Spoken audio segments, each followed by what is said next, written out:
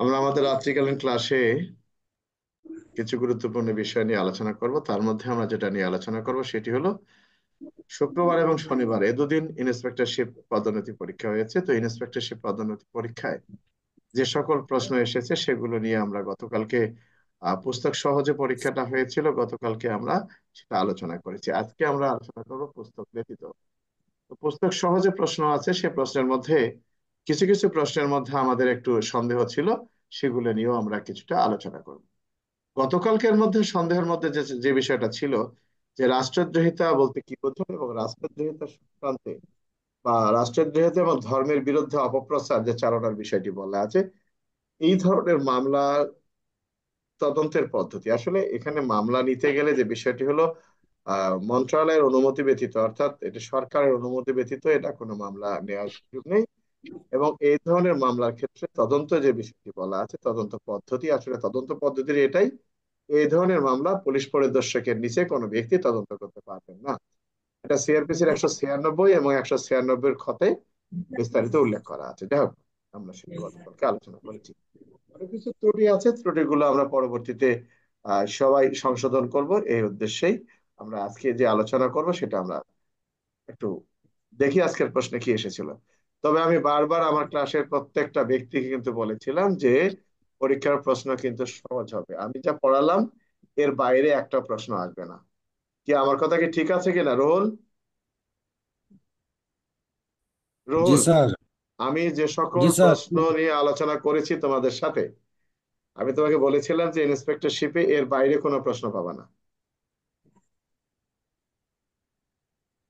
জি sir. তো আমি যে কথাটা বলেছিলাম যে আমাদের যে পরীক্ষা হোক না কেন আমাদের পড়ার মধ্যে আসবে, এখন পড়ার মধ্যে আসলেই হবে না, কতটুকু লিখতে পারে সেটা তো দেখার বিষয়। আমরা এমসিকিউ আলোচনা করলাম, সবাই বলল স্যার আপনি যেগুলো আলোচনা করেছেন তার মধ্যে এসেছে। আবার গতকালকে লিখিত পরীক্ষা হলো, তাও বললো যে স্যার আপনার পড়ানোর মধ্যে এসেছে, কিন্তু লেখার একটা বিষয় আছে। আজকে যে পরীক্ষাটা হয়েছে সেটাও লেখার কিছু বিষয় আছে। সর্বশেষ আমরা কিন্তু একই রকমের প্রশ্ন বেশ কয়েকবার আলোচনা করেছি, কি আইনুল? আমরা কি আলোচনা করছি না? জি স্যার, সঠিক স্যার। আজকে প্রথম যে প্রশ্ন আসছে, স্বীকারোক্তি বলতে কি বুঝেন? আমরা জানি এখানে অনেক লোকে ভুল করবে। স্বীকারোক্তি বলতে কি বুঝেন?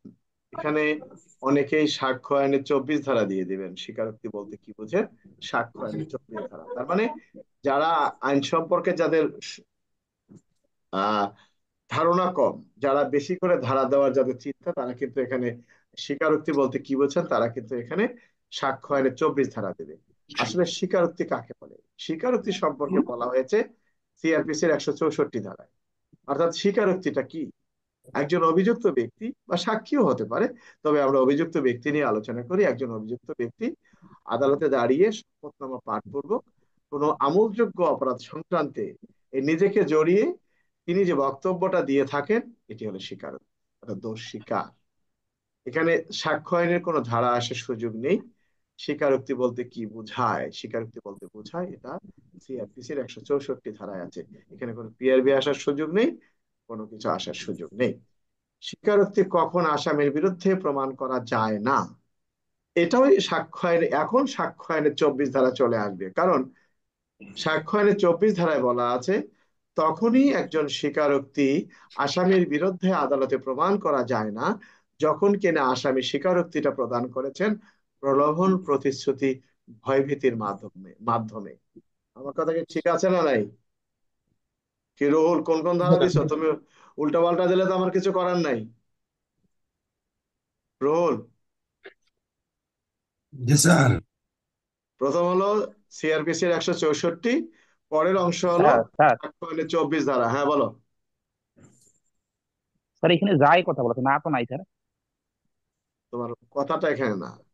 স্বীকারোক্তি কখন আসামির বিরুদ্ধে প্রমাণ করা যায়, হ্যাঁ আমরা লিখে দেবো। ওই একই তো কথা হলো, আমরা লিখবো যে 28 ধারা দিতে হবে তখন যে সাক্ষ্য আইনের 28 ধারায় উল্লেখ করা আছে 24 ধারা অনুসরণ করে যদি কোনো ব্যক্তির স্বীকারোক্তি লিপিবদ্ধ করা হয়, তাহলে এই ধরনের স্বীকারোক্তি সংশ্লিষ্ট আসামির বিরুদ্ধে প্রমাণ করা যায়। আমার কথা বুঝতে পারছো কি রাশেদ, বুঝছো জি কিনা? জি স্যার, একটা প্রাসঙ্গিক একটা অপারেশন ঠিক আছে। না, জি স্যার, জি ওই স্যার, বুঝছি স্যার। অপ্রাসঙ্গিক হলে সাক্ষ্য আইনে 24 ধারা অপ্রাসঙ্গিক। 24। আর যখনই প্রাসঙ্গিক প্রাসঙ্গিক প্রাসঙ্গিক হবে 28। তখন বলছে যে ওইটা অনুসরণ করে যদি লিপিবদ্ধ করা হয়, আমি 28 বলছি, সেটি আদালতে প্রাসঙ্গিক। এখন রুহুলের সমস্যা হয়ে গেল, এটা নাকি রুহুল? জি স্যার। যাক, বোবার সাক্ষ্য কি আদালতে গ্রহণযোগ্য? আমরা কি লিখবো? হ্যাঁ, সাক্ষ্য আইনের 119 ধারা অনুযায়ী বোবার সাক্ষ্য আদালতে গ্রহণযোগ্য। সাক্ষ্য আইন অনুযায়ী ব্যাখ্যা করুন। আমরা লিখবো যে সাক্ষ্য আইনের 119 ধারায় উল্লেখ করা আছে, যিনি কথা বলতে পারেন না, ইশারা ইঙ্গিতে আদালতকে বোঝাতে সক্ষম হন, এই ধরনের ব্যক্তির ইশারা ইঙ্গিতের কথাটি লিখিত আকারে গ্রহণ করলে এই লিখিত আকারের বক্তব্যটি মৌখিক সাক্ষ্যের ন্যায় আদালতে গ্রহণযোগ্য। কি আইনুল ঠিক আছে?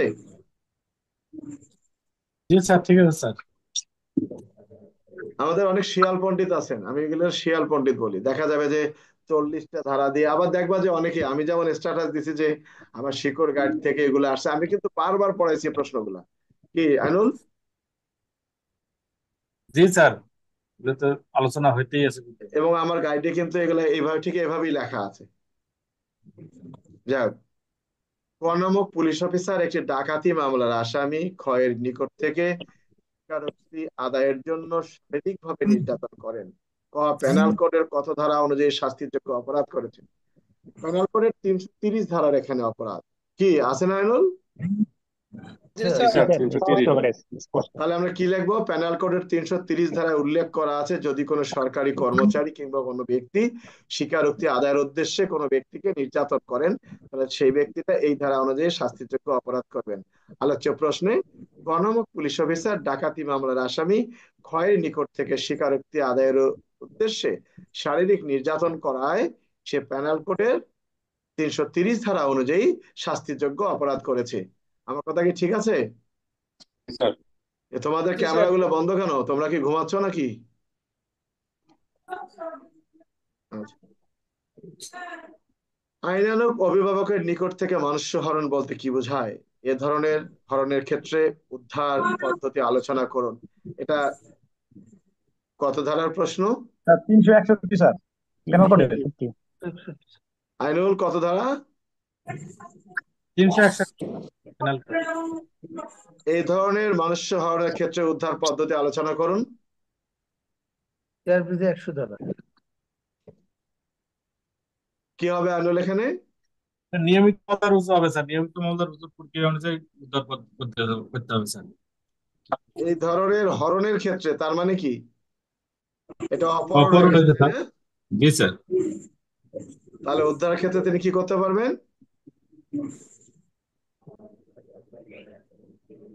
নিয়মিত এটা কি, মামলা রুজু করতে হবে স্যার, নিয়মিত মামলা রুজু করে তারপরে উদ্ধার করতে হবে স্যার।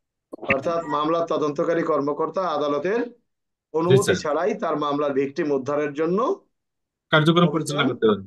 পরিচালনা করতে পারবেন নাকি? জি স্যার, জি স্যার। কত ধারা? সিআরপিসির 102, 103, পিআরবি 280 বিধি অনুসরণ করে, এই তো নাকি? সঠিক স্যার। এখানে কি সিআরপিসির 165 আসবে? 165 স্যার আসতে পারে স্যার। না, দেওয়া যায়। আসামি তো এখানে, এখানে তো আলামত, এই এই ব্যক্তিটা কি আলামত হবে?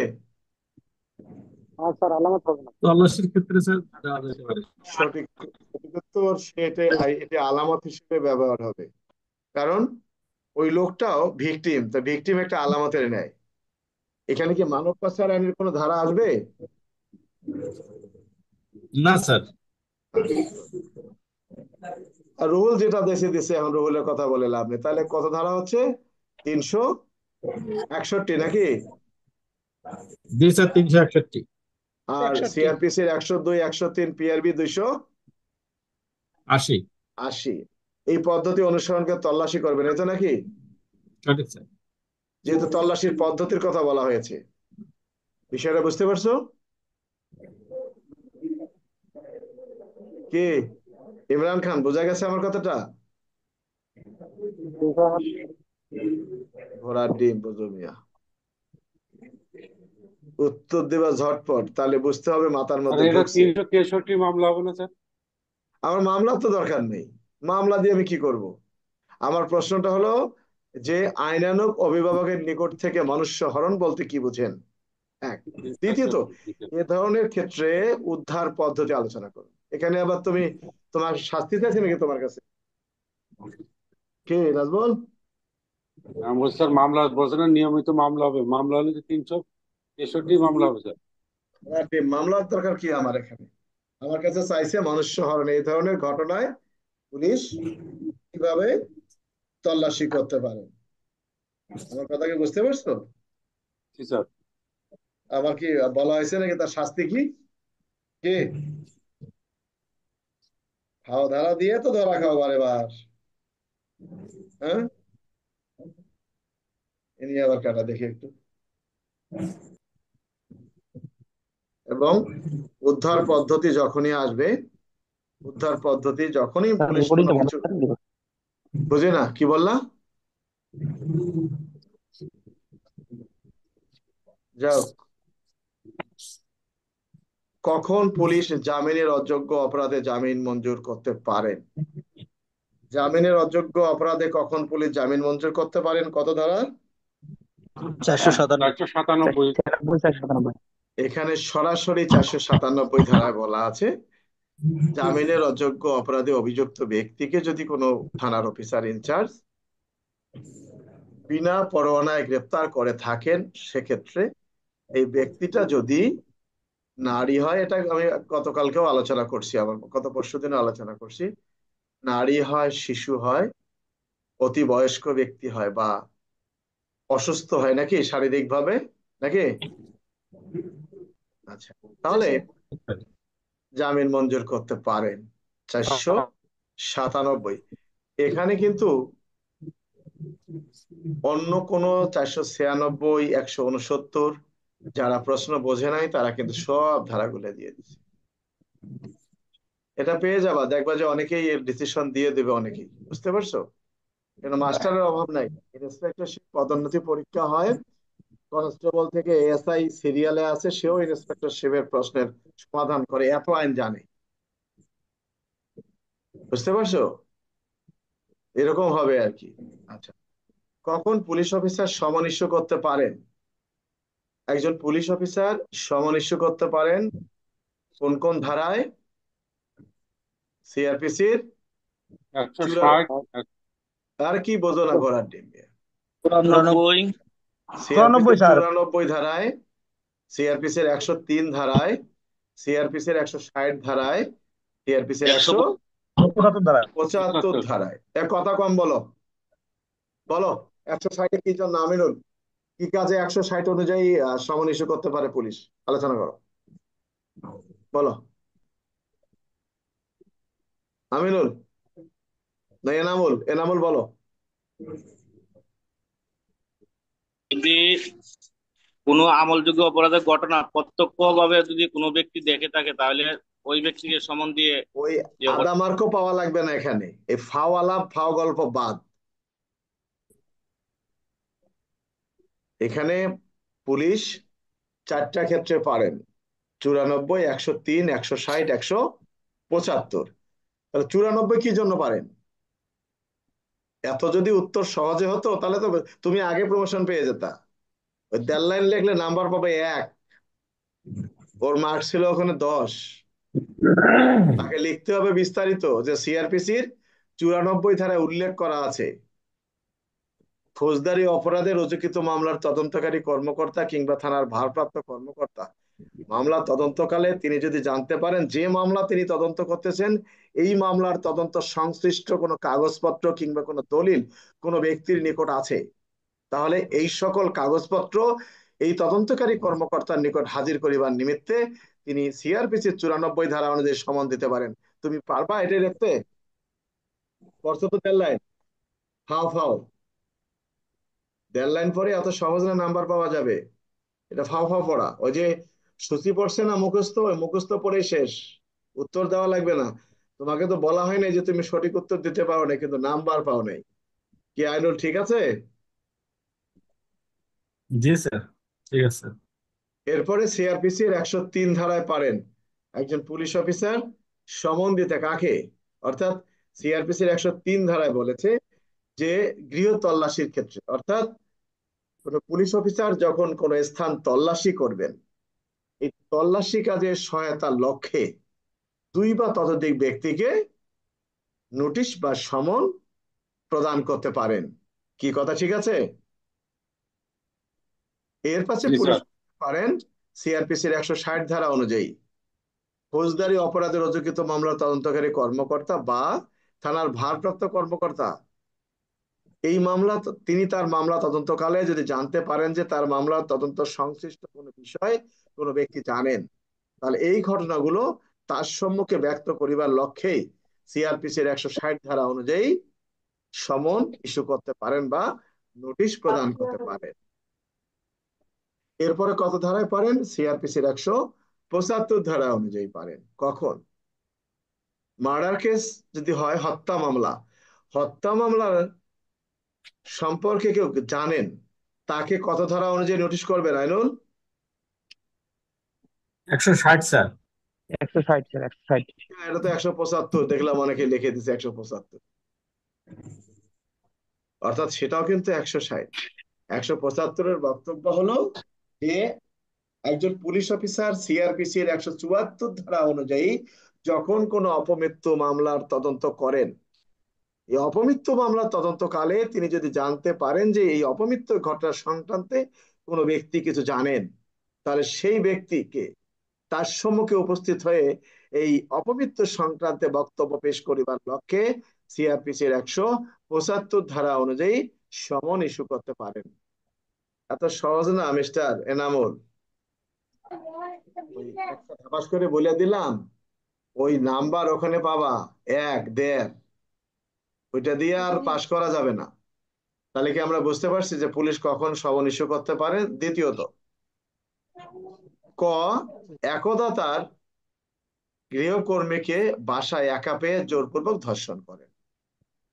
ক এর অপরাধ বর্ণনা করুন। কত ধারায়? ডাইরেক্ট 9 রাখ। 9-1 স্যার। নারী ও শিশু 9-1। আমি যদি লিখি যে 9-1 ধারায় অপরাধ করেছে, আমাকে নাম্বার দেবে 1, আমাকে কি লিখতে জি স্যার। হবে? আমাকে লিখতে হবে নারী ও নারী ও শিশু শিশু নির্যাতন নির্যাতন দমন দমন আইনে আইনের 9-1 ধারায় 9-1 উল্লেখ ধারায় করা উল্লেখ আছে, করা যদি আছে। কোনো ব্যক্তি কোনো নারীকে তার ইচ্ছার বিরুদ্ধে ধর্ষণ করেন বা যৌন কাজ করেন, তাহলে সে ব্যক্তি এই 9-1 ধারা অনুযায়ী শাস্তিযোগ্য অপরাধ করবেন।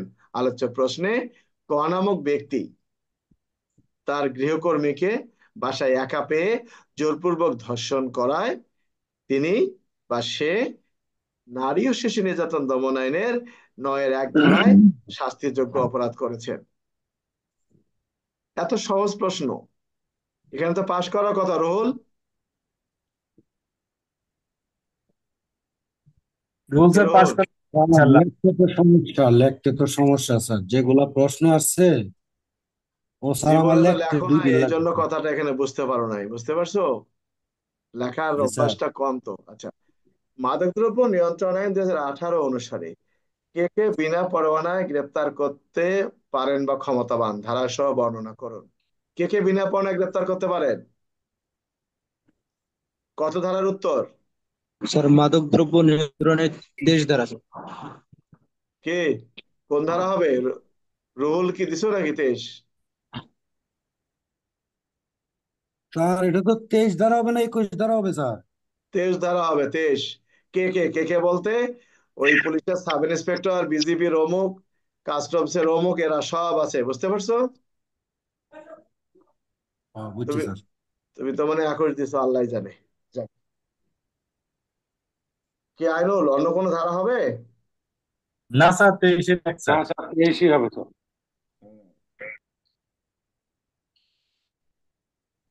মাদকদ্রব্য নিয়ন্ত্রণ আইন 2018 অনুসারে, আচ্ছা, ডিজিটাল জালিয়াতি বলতে কি বোঝায়? এটা সাইবার নিরাপত্তা আইনে কত ধারা? 22 ধারা স্যার। আগে কত ধারা আইনুল? 22 ধারা স্যার। 22 ধারা।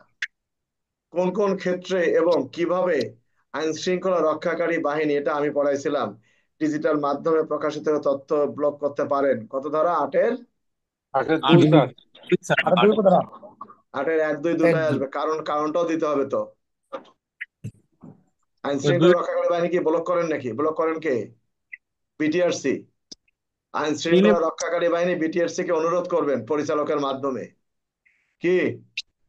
জি স্যার। ইমরান খান, 4 বছর থেকে দেখতেছো, 5 বছর থেকে আমারে, তো আমার চরিত্র তো ভালোই বোঝো। লিখতে গেলে কিন্তু এইভাবে লিখতে হবে, ওই 1.5 লাইন লিখে ধারা লিখলে হবে না।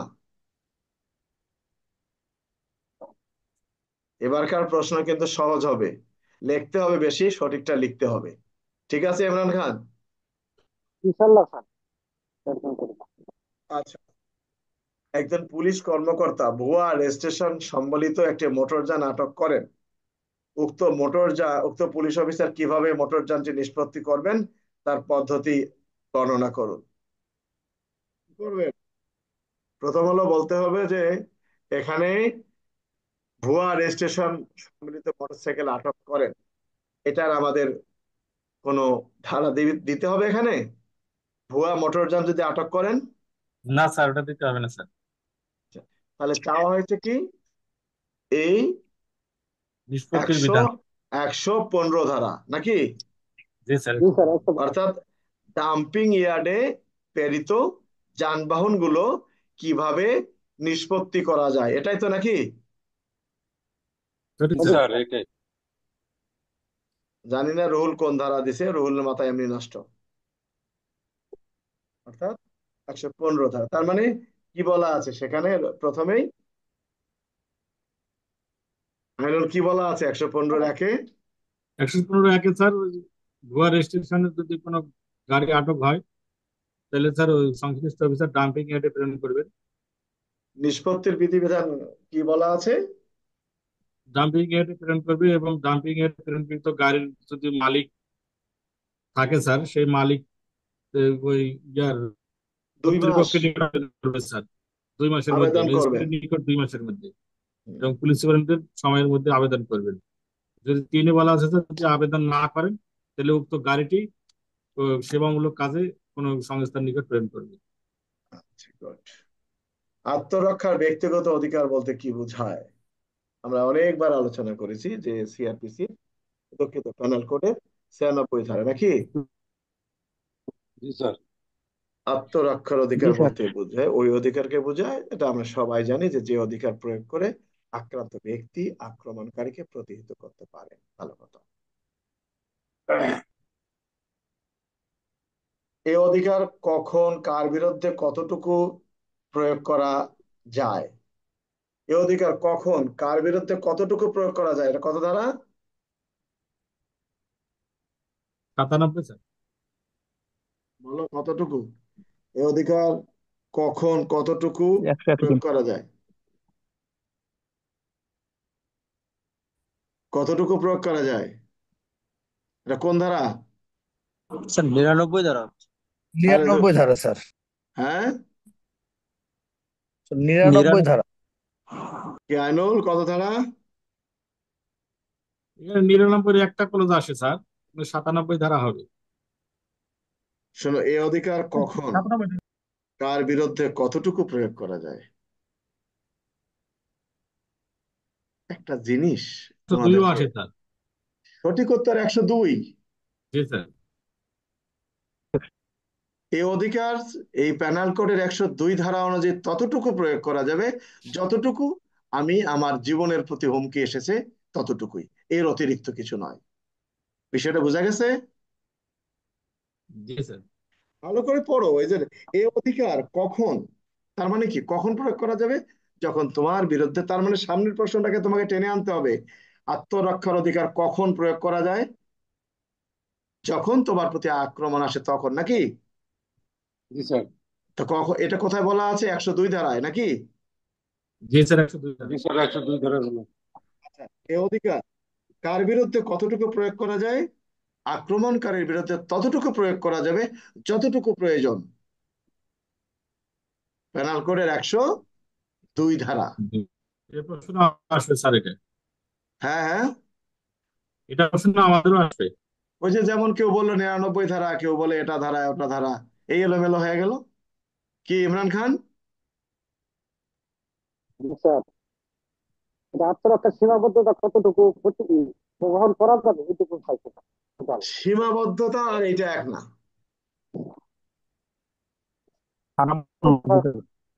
এখানে স্টেট বলে দেওয়া আছে কখন যায়, তখনই যায় যখন আশঙ্কা আসে তখন। তা আশঙ্কা আসার কথা বলা হয়েছে কোথায়? 102 ধারায় নাকি? ওই সাইফুল বললো এক ধারা, আরেকজন বললো এক ধারা। ক্যামেরাগুলো আস্তে আস্তে বন্ধ হচ্ছে কেন বুঝলাম না। আরো, তুমি কি শুনতেছো আমাকে? শুনতেছি স্যার।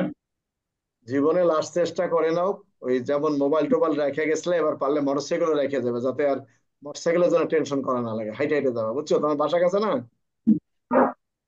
মিরপুর থেকে উত্তরা, ওই উত্তরা। হ্যাঁ, অটোতে যাবে, অটোতে চলে আসবে, যাতে তোর কেউ ডিস্টার্ব না করে। ঠান্ডা হয়েছে মাথায়। স্যার। হ্যাঁ ঠিক আছে, সবই ঠিক আছে, আমি এবার ছেড়ে দিছি। কারণ অনেকবার অনেকবার চেষ্টা করছি, হয় নাই, বহুত কিছু করছি, এবার আল্লাহ যদি ভাগ্যে রাখে এর মধ্যে দিয়ে যাবে। এই তুমি যদি এই হচ্ছে শোনো, আমার সত্যি কথা চেষ্টা। বলতে কি, তুমি হলো অতিরিক্ত সহজ সরল মানুষ। ওই ঘাবড়াই যাও, ওখানে ঘাবড়ানো যাবে না। তুমি উত্তর কম দাও কিন্তু সঠিকটা দাও, তো এর খেয়াল করতে হবে। চেষ্টা করবো সঠিকটা দিতে ইনশাল্লাহ। হবে। এখন তাড়াহুড়া করতে গিয়ে এই মনে হয় আমার সময় থাকলো না, দরকার নেই তো আমার চিন্তা করার।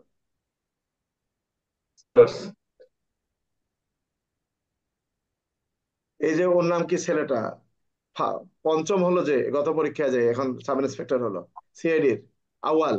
আউয়াল কি তোমাদের হুম চেয়ে ভালো ছিল? কোনোদিনও না। আমার ক্লাসে যতগুলো ছাত্র ক্লাস করেছে, দীননাথের মতো লেখা, দীননাথের মতো বুঝা কেউ ছিল না। সঠিক। এবং এখানে আইনুল, আইনুল কি করলো, পরীক্ষা দিতে গিয়ে যদিও প্রমোশন হয়ে যাবে এই আগামী মাসের ফার্স্ট উইকের মধ্যে, প্রমোশন হয়ে যাবে। একে তোমাদের অর্ডার হয়েছে নাকি আইনুল? না স্যার, অর্ডার হয়নি স্যার, ক্লিয়ারেন্স নিয়েছে অর্ডার। আজকে একজনে বললো যে অর্ডার নিছে, অর্ডার হয়েছে, এরকম বললো। না তো স্যার, হয়নি তো এখনো। যাও, তোমারটা হয়ে যাবে। একটুর কারণে তুমি এর আগে শেষ হয়ে যেত, তোমার আগে প্রমোশন হয়ে যেত। এরকম বুঝে শুনে উত্তরটা দিতে হবে। এই যে আমি কেন, এটা তো আমার বুঝতে হবে, এটা তো আমার একটা সাক্ষ্য। এই যে আমি যে ডিজিটাল মাধ্যমে কথাগুলো বলছি, আমি কি ভুল মানে চাপা মারে চালাই দিয়ে গেলাম? এ তো হবে না। কি ইমরান হবে? ইমরান খান, আচ্ছা। ইমরানের এবং এই যে আমাদের ফারুকের প্রমোশন হওয়ার কথা ছিল তখন সাপ্লিমেন্টারি পরীক্ষায়, ভাগ্য গুণে হয়নি। সাপ্লিমেন্টারি পরীক্ষায় একটা ছেলে, যখন আমি ক্লাস করতাম ওয়ার্কশপে, ও প্রমোশন পাইলো না, কি নাম জানি ওর, ফারুক, সাব ইন্সপেক্টর হলো যে, ফর্সা করে একটা ছেলে। আহ, আমাদের আমাদের পিপিআই তে নাকি স্যার? না, ও মানে ডিএমপি তে ছিল, ওই যে ওয়ার্কশপে আসতো ক্লাস করতে আমার এখানে সকালে। ও হ্যাঁ হ্যাঁ হ্যাঁ হ্যাঁ, ওই মনে পড়তেছে না। সাপ্লিমেন্টারিতে, সাপ্লিমেন্টারিতে প্রমোশন পাইছে, পাইছে সে। পার্লামেন্টারিতে আমাদের কয়েকজন হয়েছে স্যার, মুসলিমের হয়েছে। না, মুসলিম সাপ্লিমেন্টারিতে হয় নাই, মুসলিম ইয়াতে। পার্লামেন্টারিতে হয়েছে স্যার, পরের পরের পরীক্ষায় 1 নাম্বার হয়েছিল। হ্যাঁ, ফার্স্ট হয়েছিল সে। জি স্যার। তখন আমি কেবল পেনশনে গেছি। যাক, যাক, আমরা প্রত্যেক খুনই অপরাধজনক প্রাণহানি, কিন্তু সকল অপরাধজনক প্রাণহানি খুন নয়। ব্যাখ্যা করুন, এটা কয়টা ব্যাখ্যা আছে আইনুল? 4টি ব্যাখ্যা আছে স্যার। 299 জন হলো 3টে। না, এখানে তোমাকে তো বলতে হবে, শোনো আমি ভালো করে বোঝো। প্রত্যেক খুনই অপরাধজনক প্রাণহানি, কিন্তু সকল অপরাধজনক প্রাণহানি খুন নয়। ব্যাখ্যা দিন।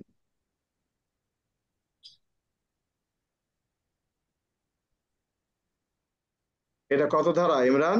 ব্যতিক্রম হবে, 300-র ব্যতিক্রম স্যার, 5টা। ইমরান, শোনা যায় না? স্যার শোনা যাচ্ছে স্যার। কত ধারা এটা?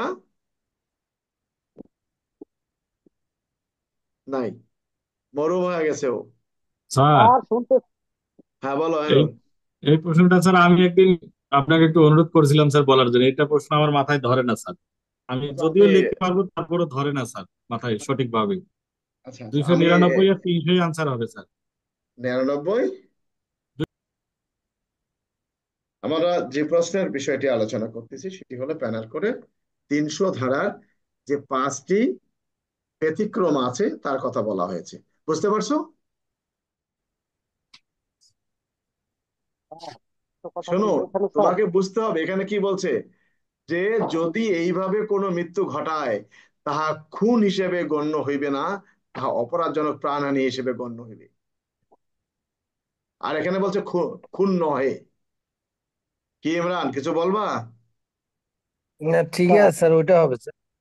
প্যানেল অর্থাৎ কোডের 300 দ্বারাই, তিনশোর প্যানেল কোডের পাঁচটা, তিনশোর পাঁচটা 300 দ্বারাই পাঁচটা স্যার একটা আছে 4টা, আর ব্যতিক্রম আছে 5টা স্যার। এই যে ব্যতিক্রম ব্যাখ্যাগুলোতে পাঁচটাই। খুনের কথা না, বর্ণনা করা হয়েছে, ব্যতিক্রম উদাহরণ গুলোতে হবে না, স্যার। ব্যতিক্রম পাঁচটি হবে। এখানে জি স্যার, ব্যতিক্রমটা চাওয়া ব্যতিক্রম হয়েছে। গুলোতে নরহত্যার কথা বলা হয়েছে, বাবা, অগ্রজ তুমি নরহত্যা। কালকা থেকে ক্লাস করতে আসলে তোমার ওই যে ওই মাইকের সাউন্ডটা ঠিক করে আইনো, হ্যাঁ, কিচ্ছু বোঝা যায় না। মূলত ইমরান এখানে ভাই। স্টপ, ব্যতিক্রম পাঁচটার কথা বলা হয়েছে, বোঝা গেছে আইনুল? জি জি স্যার। স্যার, ঠিক আছে স্যার।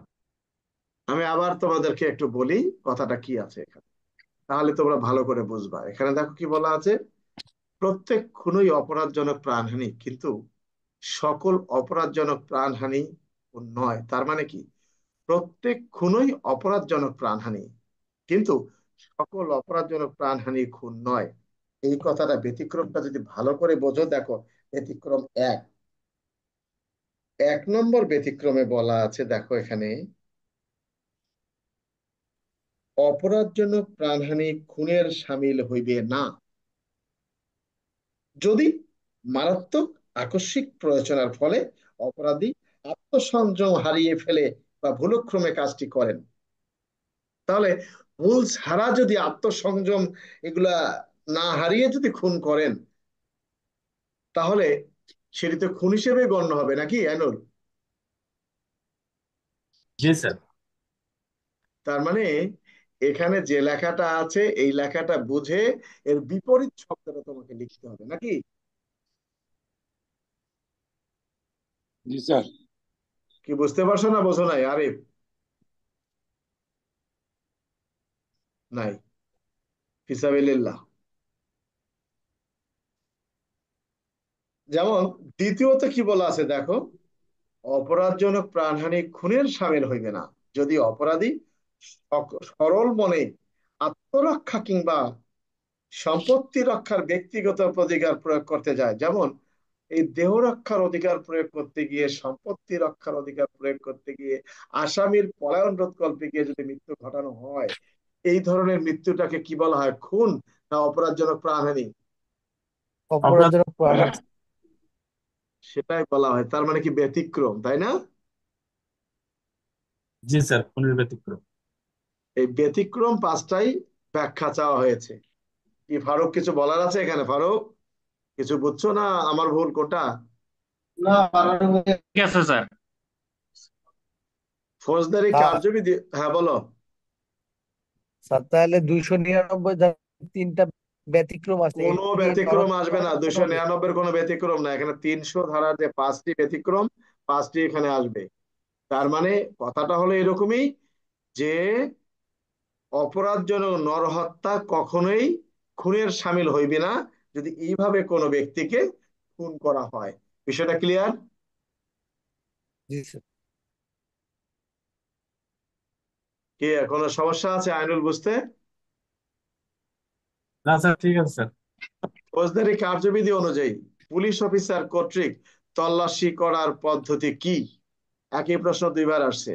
ফৌজদারি কার্যবিধি অনুযায়ী পুলিশ অফিসার কর্তৃক তল্লাশি করার পদ্ধতি কি? এটা কত ধারা হবে? স্যার সিআরপিসি 47 ধারা, 103 ধারা। কি আইনুল, কোন উত্তর হবে? 102, 103 সিআরবি। তিন। কোনটা কোনটা আসবে?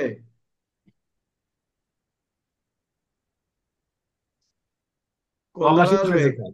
হ্যাঁ হ্যাঁ, এখানে তো তল্লাশি চেয়েছে স্যার, বিনা পরোয়ানায় তল্লাশি করতে হবে তা তো বলেনি, বলছে শোনো, শুধু তল্লাশি। এখানে পুলিশ কি পদ্ধতি অনুসরণ করে তল্লাশি করিবেন, জি স্যার, সিআরপিসির 102, 102, 103, PRB 103, 280, পিআরবি 280, 280। এবং জি স্যার, যেভাবে আমরা যে পদ্ধতি অনুসরণ করে তল্লাশি করি, অর্থাৎ জি স্যার, তল্লাশি তল্লাশির করার আগে আগে কি পরে, করব, তল্লাশির তল্লাশি সময়। করার সময় কি করব, তল্লাশি করার পরে কি করব, বিষয়টা ক্লিয়ার? যত বড় মাতব্বরই হোক 165 অমুক তমুক ধারা, এটা ভুয়া। বিষয় বোঝা গেছে? কি ইমরান খান ঠিক আছে? জি স্যার, সঠিক স্যার। কোন কোন অবস্থায় বেসরকারি লোক কোন ব্যক্তিকে বিনা পরোয়ানায় গ্রেপ্তার করতে পারেন, এক্ষেত্রে গ্রেপ্তারের পদ্ধতি কি কি? ভালো কথা। কোন ধারার প্রশ্ন এটা? 59 স্যার, সিআরপি 59। 59 ধারা স্যার। আর 46 কি আমি দেব? পদ্ধতি 46 হবে স্যার। পদ্ধতি হবে কি করে স্যার? 46-এর 1 থেকে 3, শুধু 46-এর একটা ভাবার কিছু নাই যে শুধুমাত্র পুলিশের জন্য, এটা কিন্তু জনসাধারণের জন্য। অর্থাৎ যে জনসাধারণকে গ্রেপ্তার করার অধিকার দেওয়া হয়েছে, সে ব্যক্তি যখন কাউকে গ্রেপ্তার করবেন, এই পদ্ধতি অনুসরণ করেই গ্রেপ্তার করবেন। বিষয়টা কি বুঝতে পারছো না, বোঝো নাই? বুঝছি স্যার। এটা স্যার জানা ছিল না স্যার। জানা থাকবে না কেন? কি বলা আছে তোমাকে বুঝতে হবে, দেখো আগে। প্রথমে বলা আছে কোন অবস্থায় বেসরকারি লোক কোন ব্যক্তিকে বিনা পরোয়ানায় গ্রেপ্তার করতে পারেন, তাহলে 59-এর 1 ধারায় বলা আছে কোন অবস্থায় পারেন। দ্বিতীয়ত বলছে এক্ষেত্রে গ্রেপ্তারের পদ্ধতি কি কি, কিভাবে গ্রেপ্তার করবেন। কাজে কাজে তোমাকে 46-এর 1, 2, 3-এ যেতে হবে। বিষয়টা বোঝা গেছে না বোঝো নাই? জি স্যার, বুঝছি স্যার। 46-এর 3 শুধুমাত্র মানুষকে মারার কথা বলে নাই, বলছে আসামি গ্রেপ্তারকালীন সময় আসামির পলায়ন রোধকল্পে আপনি আগ্নেয়াস্ত্র ব্যবহার করতে পারবেন, বা দুঃখিত, আসামির মৃত্যু পর্যন্ত ঘটাতে পারবেন। তা আপনি পাবলিকে, আপনার কাছে লাঠি সোটাও যদি থাকে, ওটা দিয়ে পিটায় আসামির পলায়ন রোধ করতে পারবেন। কিন্তু মেরে ফেললে আপনার অপরাধ হবে। কখন অপরাধ হবে না? ওই আসামিটা যদি যাবজ্জীবন কারাদণ্ডে দণ্ডনীয় অপরাধে অভিযুক্ত বা মৃত্যুদণ্ডে দণ্ডনীয় অপরাধে অভিযুক্ত আসামি হয়, সেক্ষেত্রে আপনার অপরাধ হবে না। কিন্তু আসামি গ্রেপ্তারকালীন সময় তার পলায়ন রোধকল্পে আপনি যে তাকে যে আপনি আঘাত করতে পারবেন, সেটিও বলা আছে 46-এর 3 ধারায়। এগুলো অনেক গভীর প্রশ্ন, বুঝতে পারছো আমার কথা? জি স্যার। আচ্ছা, অবৈধ সমাবেশ নিয়ন্ত্রণে গুলিবর্ষণের পূর্বে ও পরে সশস্ত্র পুলিশ দলের দলনেতার কর্তব্য সমূহ বর্ণনা করুন। পিআরবি কত? 154, 154, 156। 154 এবং 56। পিআরবি 154 এবং 56। দেখবা যারা গাইড মুখস্থ করে গেছে ওরা সরাসরি 54, 55, 56 দিয়ে দিছে। যারা গাইড মুখস্থ করে গেছে ওরা ওই 54, 55, 56 মানে পাইছি। সহজ প্রশ্ন। কি হাফেজ, আমার আগে কথা বুঝতে সময় পারছো? পড়ে, হ্যাঁ, জি স্যার, আগে বুঝতে পারছি। সময় পড়ে দিতে মারি দিচ্ছে। রাশেদ কি করলা তুমি? তিনটে ধারে তিনটে বলা হবে স্যার। আগে না, দুটো হবে পিআরবি, 154, 56। গুলিবর্ষণের আগে এবং পরে, পরে, গুলিবর্ষণ কালীন সময় কিন্তু এখানে বলা হয়নি। বুদ্ধের আগে পড়ে। জি স্যার। আচ্ছা, পরবর্তী প্রশ্ন, মামলার ব্রিফ কি? পিআরবি কত ব্রিফ? 400। 144। আচ্ছা, মামলার ব্রিফের বিষয়বস্তু সমূহ আলোচনা করুন। এটা কোথায় বলা আছে ব্রিফের বিষয়টি? পিআরবি 400। 444। ব্রিফ কাকে বলে? স্যার পিআরবি 444 বিধি হবে মামলার ত্রুটি বিচ্যুতি সংশোধন করার নিমিত্তে কোর্ট অফিসার যে পত্র ইস্যু করেন ফৌজদারি তাকে। অপরাধে রচিত মামলার তদন্তকারী কর্মকর্তার অভিযোগপত্র প্রাপ্তির পর কোর্ট পুলিশ পরিদর্শক অভিযোগপত্র পর্যালোচনা করে অভিযোগপত্রের মধ্যে পরিলক্ষিত ত্রুটি বিচ্যুতি সংশোধন করিবার লক্ষ্যে যে পত্রটি প্রেরণ করে থাকেন পিআরবি 444 বিধি অনুসরণ করে, সেটি হলো ব্রিফ। কথা বোঝা গেছে না বোঝা নাই? জি স্যার। আমি কত তোমাদেরকে বলবো যে নাম্বার তো সহজে পাওয়ার কিছু নাই, নাম্বার পাইতে গেলে বুঝতে হয়। স্যার পরবর্তী আপনি যেটুকু বলছেন এইটুকে তো কত দিবে স্যার? এটাতে যদি 10 থাকে, 10-এর মধ্যে সেখানে মানে তোমার এই অংশতে 5 দিবে, পরের অংশ আছে আরো 5। এই যে ব্রিফের ক্ষেত্রে আরো বলা আছে তো, যে ব্রিফের এখানে বলা আছে, এই যে ব্রিফের মধ্যে বলা আছে না যে মামলার বিষয়বস্তু সমূহ আলোচনা করুন, অর্থাৎ ব্রিফে কি কি বিষয় উল্লেখ থাকে, এটা যদি লেখা হয় 10-এর মধ্যে 10-এ না 8 দিতে হবে কমপক্ষে। 8 দেবে স্যার। বুঝতে পারছো রুহুল? জি স্যার, জি স্যার। সম্পৃক্ত অপরাধ কি? মানি লন্ডারিং প্রতিরোধ আইন 2012 অনুযায়ী কোন কোন সম্পৃক্ত অপরাধ পুলিশ তদন্ত করতে পারেন? কত ধারা মানি এটা? লন্ডারিং 2-এর কত? 2-এর লাল বর্ষা স্যার। তালে বর্ষা। সম্পৃক্ত অপরাধ কাকে বলে? সম্পৃক্ত অপরাধ কাকে বলে আইনুল? মাননীয় প্রতিবেদনে যে বিষয় উল্লেখ করা আছে স্যার, যে সকল হ্যাঁ, অপরাধ: 1 নম্বর স্যার দুর্নীতি, ঘুষ, প্রতারণা, জালিয়াতি, চোরা কারবার, মাদকদ্রব্য পাচার, আমরা বলছি অবৈধ অস্ত্র সম্পৃক্ত ব্যবসা। অপরাধ কাকে বলে? সম্পৃক্ত অপরাধ। এগুলোই স্যার সম্পৃক্ত অপরাধ স্যার। সম্পৃক্ত অপরাধ 2-এর তালিবার তাহলে সাথে স্যার, হুম 2-এর তালিবার সাথে। 2-এর তালে বর্ষা সম্পৃক্ত অপরাধ। এতে গাইডের মধ্যে আমার আছে, তাই না? এটা সবই তো লিখে দিছি আমি। শোনো, এই সম্পৃক্ত অপরাধের যে বিষয়টি এখানে বড় আকারে লেখা আছে, জানো তো, মানি লন্ডারিং আইনে। জি স্যার, 28টা অপরাধ। হ্যাঁ, এখানে স্পষ্ট করে বলা আছে সম্পৃক্ত অপরাধ অর্থ উল্লেখিত অপরাধ যাহা দেশের বাইরে সংগঠনের মাধ্যমে অর্জিত কোনো অর্থ বা সম্পদ লন্ডারিং করা হয় বা করিবার চেষ্টা করা হয়, এটি হলো সম্পৃক্ত অপরাধ। এই চুরি দুর্নীতি দমন গুলা না। সম্পৃক্ত অপরাধ কাকে বলে? এই 2-এর তালিবাসার এই অংশটুকু। আর এগুলো হলো কোন কোন অপরাধ গুলোকে সম্পৃক্ত অপরাধ হিসেবে গণ্য করা হয়েছে। বিষয়টা ক্লিয়ার আইনুল?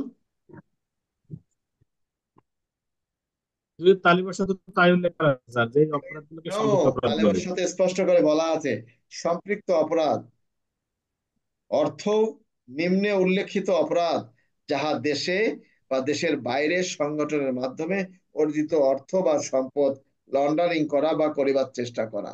অর্থাৎ এই কথা লেখার পর তোমার এইগুলো লিখতে হবে। বিষয়টা ক্লিয়ার? আছে অনেকগুলো আছে। জি স্যার।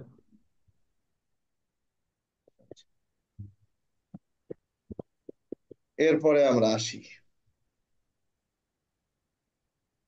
এক প্রশ্ন মোটামুটি সহজে আসছে। ব্যবসায়িক বিরোধের কারণে ক তার পার্টনার খকে ফাঁসানোর উদ্দেশ্যে গয়ের মাধ্যমে ক্ষয়ের বসত ঘরে একটি অবৈধ আগ্নেয়াস্ত্র রেখে পুলিশকে খবর দেয়। কে কি অপরাধ করেছে? ব্যবসায়িক কারণে ক তার পার্টনার খকে ফাঁসানোর উদ্দেশ্যে গয়ের মাধ্যমে ক্ষয়ের বসত ঘরে একটি অবৈধ আগ্নেয়াস্ত্র রেখে দেয়। এখানে কোন ধারায়? মিথ্যা সাক্ষ্য সৃষ্টি স্যার। হ্যাঁ হ্যাঁ, মিথ্যা সাক্ষ্য। 193 বলে স্যার। 182 হবে। কি হবে? 82 না স্যার, এটা 193 হবে স্যার। মিথ্যা সাক্ষ্য সৃষ্টি করা। মানে কাজটা বলছে স্যার তোমাদের পরিবার 192, পরিজন, কিন্তু অপরাধটা ক্লাসের স্যার সময় 193। পরিবার পরিজন একটু বন্ধ রাখবা। আমরা পরীক্ষা তো একটু ফ্যামিলির সাথে একটু কম সুযোগ নাও, ঠিক আছে না? বাচ্চা কাচ্চাও পাশে আসে, যেহেতু রেকর্ড থেকে যাচ্ছে। কি আইনুল, কোন ধারা বলো? পেনাল কোড 193 স্যার, মিথ্যা সাক্ষ্য সৃষ্টির শাস্তি। আর আরেকজনের প্ররোচনা দিল যে, আরেকজনের প্ররোচনার মাধ্যমে, হবে আরেকজনের মাধ্যমে যে দিল, আর 109 স্যার, 114 তাহলে মিথ্যা সাক্ষ্য সৃষ্টি করা কত, 100 কত? 193 স্যার। 192-তে কি বলা আছে? তার মিথ্যা সাক্ষ্য উদ্ভাবন করা স্যার 193। এটা তো বেশি মাতব্বর হয়ে গেছে এখানে। সঠিক উত্তর হলো 192, মিথ্যা সাক্ষ্য সৃষ্টি করা। কিন্তু এই মিথ্যা সাক্ষ্য সৃষ্টি করার ক্ষেত্রে শাস্তির কথা বলা আছে 193 ধারায়। বোঝা গেছে কথাটা আমার? তাকে 192 গাইতে হবে, যে পেনাল কোডের এই ধারায় উল্লেখ করা আছে যে যদি কোনো ব্যক্তি অপর কোনো ব্যক্তিকে মিথ্যা কোনো মামলায় ফাঁসানোর উদ্দেশ্যে কোনো আলামত সৃষ্টি করেন। এখানে তো তার ঘরে রেখে খবর দিছে, তাই না? তার প্রয়োজনা দাতা যেহেতু অলরেডি অস্ত্রটা রেখেও দিছে, তাহলে কি হবে? প্রয়োজনা দাতা 109 হবে না?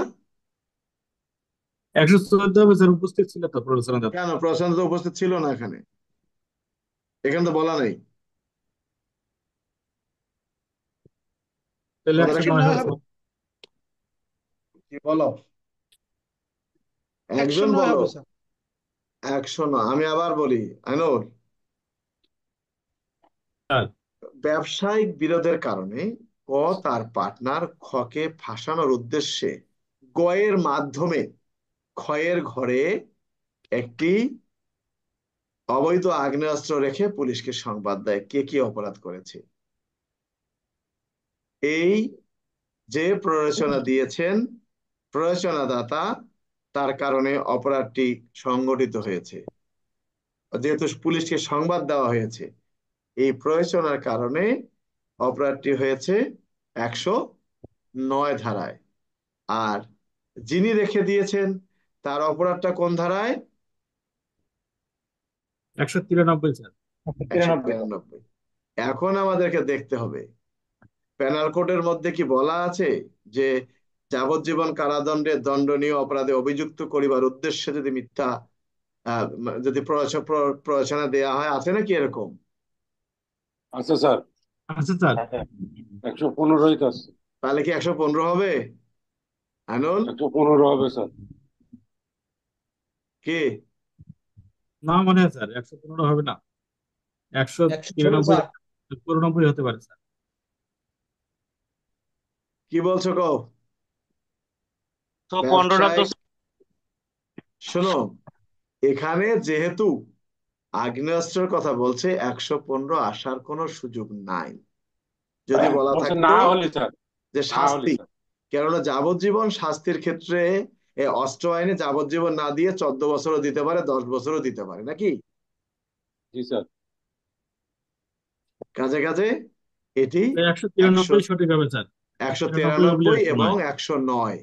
ক্লিয়ার? গয়ের হবে 193 হবে 109, আর গয়ের হবে 193। পার্থক্য লেখো, নালিশ এবং অভিযোগ। নালিশ কত ধারা?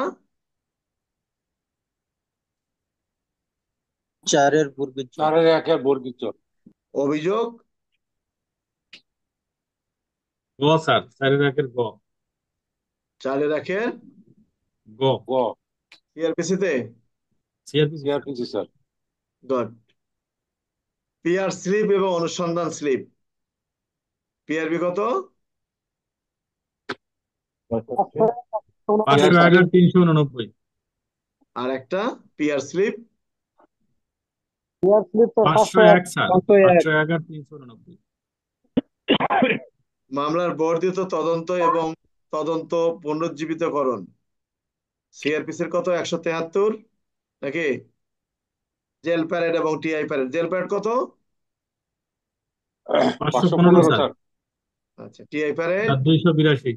82। প্রত্যেকটা প্রশ্নই সহজ আসছে।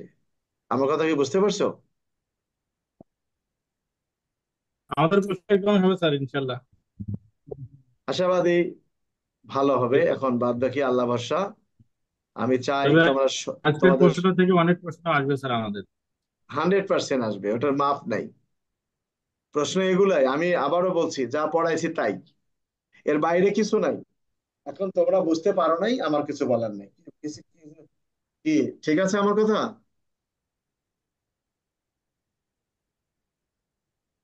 যাও, এখন তোমাদের বক্তব্য কি বলো? কিছু বলার আছে আরো? স্যার, হ্যাঁ, বলো।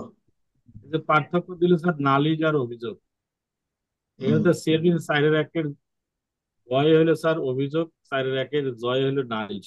হুম। এই নালিশ আর অভিযোগে এটা হবে না, নালিশ 200 ধারায় আছে ওই নালিশ হবে স্যার? শোনো, আমি এই জন্য তো আমি বলতেছি তোমাকে, তোমরা বলো আগে। শোনো, এই নালিশ এবং অভিযোগ পার্থক্য বলছে। দেখো, এই নালিশ লিখতে হবে ঠিকই আছে সিআরপিসির 4 ধারায় যে উদাহরণ আছে সেখানে, কিন্তু ওই নালিশের ক্ষেত্রে গিয়ে তোমাকে বলতে হবে সিআরপিসির 200 ধারায় নালিশ, আর অভিযোগ সিআরপিসির 154 ধারায় অভিযোগ। বিষয়টা ক্লিয়ার? জি স্যার, এটাই আমি বলতে চাচ্ছি স্যার। এই জিনিসটা কিন্তু অনেকে বোঝে না। যেমন পরীক্ষায় তোমাদের আসে যে তত্ত্বগত ভুল এবং আইনগত ভুল সবাই সিআরপিসির 173 ধারায় চলে গেছে। আসলে কিন্তু সিআরপিসির 173 ধারা না, এটি হলো 76 এবং পেনাল 79 কোডের 76 এবং 79 ধারা। কি ইমরান, কিছু বলবা? স্যার এটাই বললাম স্যার 76 এবং 79 বাবারে, তোমার কিছু তো আমি তোমার আজকে 3 বছর থেকে দেখি, তুমি কি ক্যামেরা ওই যে এই হেডফোন কামড়াইয়ে কথা বলো না না বলো, তুমি কণ্ঠ ঠিক করে নিয়ে আসো, আমি বুঝি ইমরান না ভাই বাবা ইয়ারফোন তোমার। দিয়ে কিচ্ছু শোনা যায় না, ইয়ারফোনটা খুলে ফেলাইলেই শোনা যাবে স্যার। ওনার ওরা ইয়ারফোন টিম, ভালো না, আমি আজকে 4 বছর থেকে দেখতেছি ওর ওই কামেই। মানে কান লাগে স্যার ওনার ইয়ারফোনের কথা বলে। ও যে ওটা ঠিক করে না, ঠিক করে ফেলাবা। কারো কিছু বলার আছে? এটিএসআই ক্লাসের লোকজন কি আছো তোমরা সবাই? জাফর ইকবাল, স্যার আছি স্যার। প্রশ্ন তাহলে কি রকম হলো? তার প্রশ্ন খুব সহজ হয়েছে স্যার, এত স্যার আমি 4 ভাগের 3 ভাগ পারি স্যার, 2-1টা বাদে। আমাদের আমাদের কি, প্রশ্ন স্যার যেগুলা পড়ানো হয়েছে স্যার, বিশেষ করে হয়তো বাকি আইনগুলো বাদে আমাদের যেগুলো পড়াইছে প্রত্যেকটাই পড়া যায়। যাক আল্লাহ ভরসা, এত সাহস নিয়ে পরীক্ষা সবাইকে দিতে হবে, কিন্তু বুঝে শুনে তারপর উত্তর লিখতে হবে। কি জান্নাতুল রাজলক্ষ্মী, জি স্যার। জান্নাতুলের খবর কি? প্যারেড করতে করতে স্যার শেষ?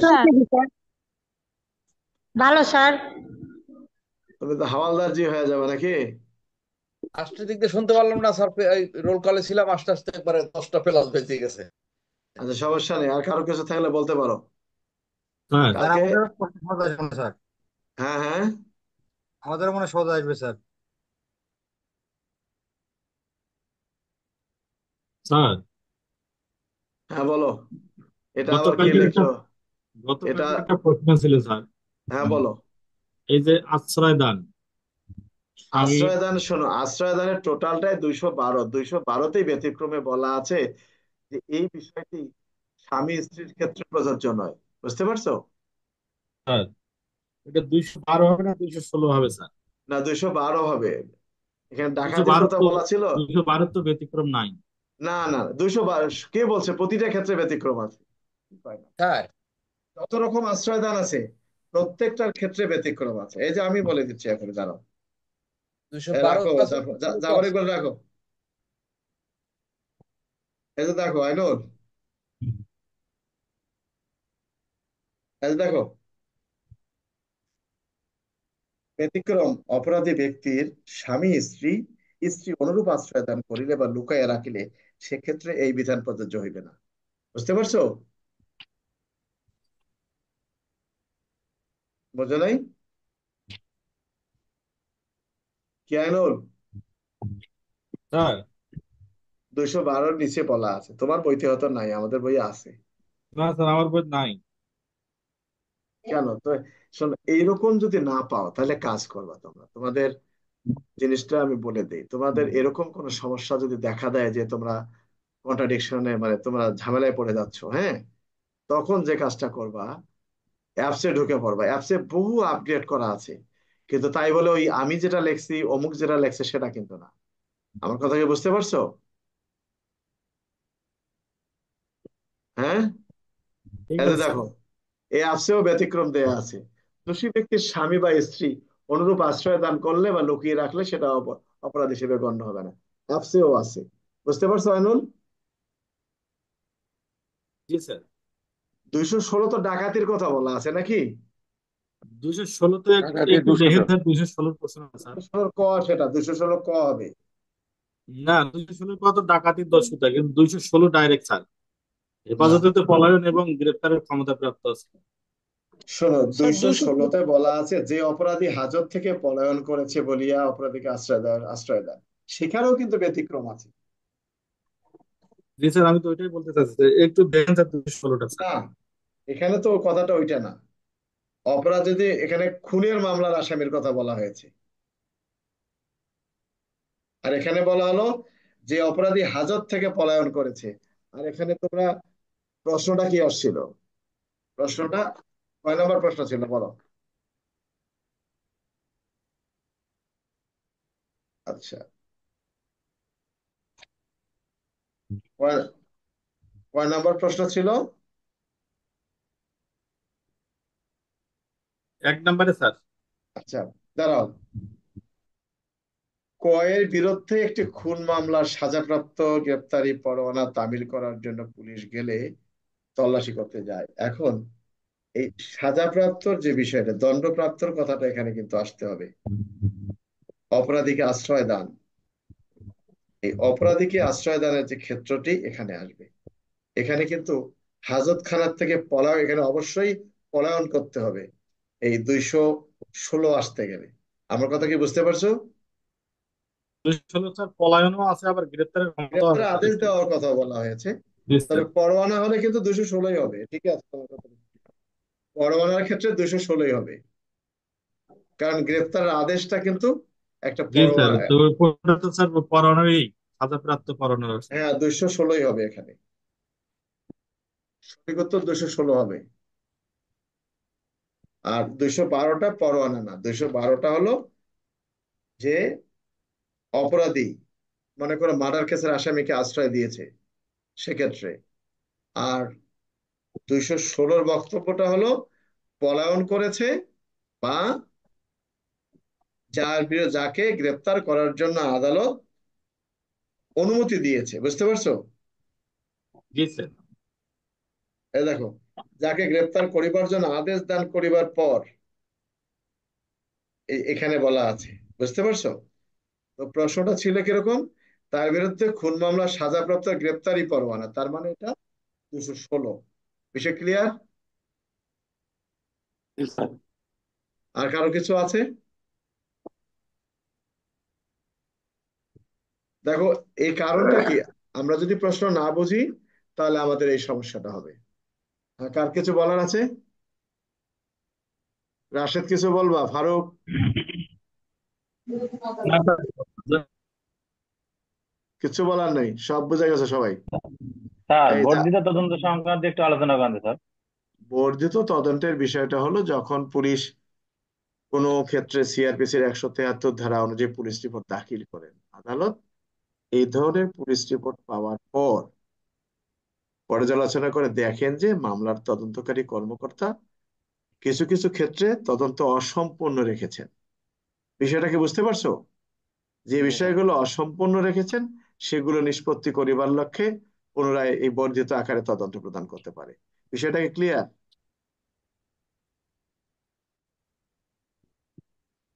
শোনো, জি স্যার। পুলিশের কিছু কথা আসে যে চার্জশিট হালকা করে দেবো। চার্জশিট কখনো হালকা হয় না, চার্জশিট তো চার্জশিটই। দেখা যেতে পারে তদন্তকারী কর্মকর্তা সুকৌশলে, যদিও প্রশ্নের মধ্যে উল্লেখ নাই, কৌশলে কোনো ব্যক্তিকে এই অপরাধের দায় থেকে রক্ষা করার জন্য কিছু কিছু জায়গা এড়িয়ে গেছে। মানে এড়িয়ে গেলেই ওই লোকটাকে সম্পৃক্ত করা যেত। বুঝতে পারছো কি আইনুল? আমার কথা বুঝতে পারছো না বোঝো নাই? জি স্যার, বুঝতে পেরেছি স্যার।